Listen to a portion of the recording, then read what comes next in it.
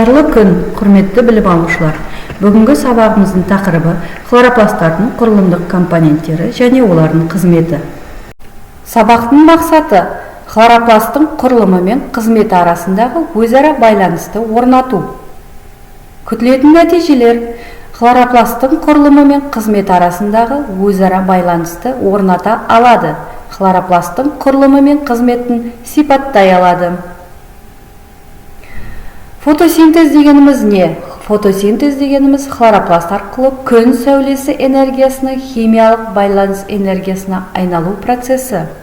Фотосинтез негізінен өсімдіктің жасыл бөліктерінде, жапырақтарда, сонымен қатар жасыл өскіндері мен өркендерде де жүреді. Сонымен хлоропласттар жасыл пластидтер, ал оның жасыл болу себебі хлорофилл пигментіне байланысты өсімдіктерде фотосинтез процесі жүреді. Осы ретте хлоропласттар қайдан шықты деген сұрақ туындайды. Эндосимбиоздық теория. Қазіргі уақытта өсімдіктер жасушаларындағы хлоропласттардың эндосимбиотикалық шығу тегі туралы түсінік жалпылама қабылданып отыр. Осы ретте қыналар мен саңырауқұлақтардың және балдырлардың бірігіп тіршілік ету түрі симбиоз болып табылады.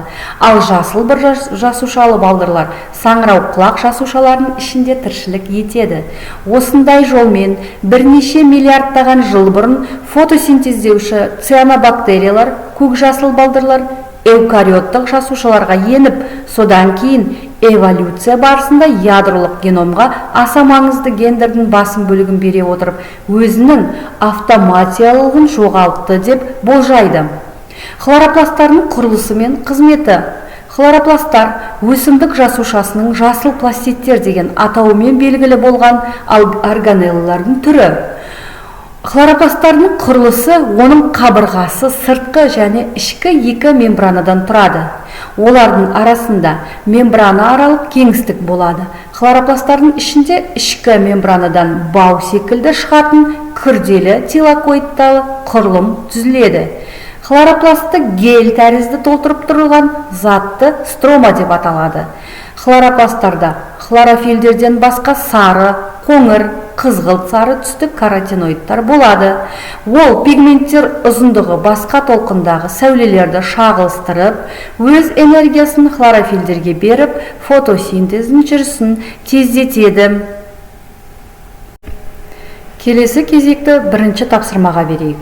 Бұл тапсырмада білім алушылар кестені толтырып, терминдерге анықтама береді. Берілген анықтамаларды терминдермен ұштастырайық.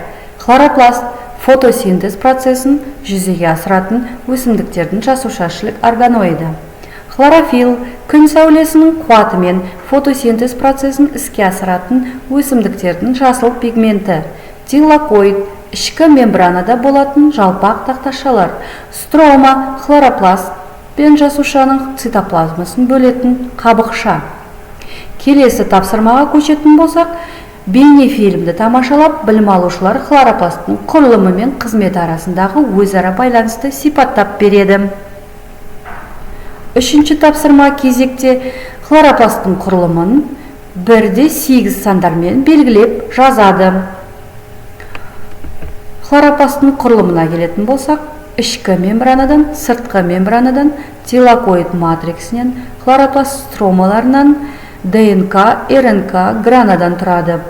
Бұл өз ретінде хлоропласттың нәруыздар биосинтезі жүреді және сөндірілуі өтеді.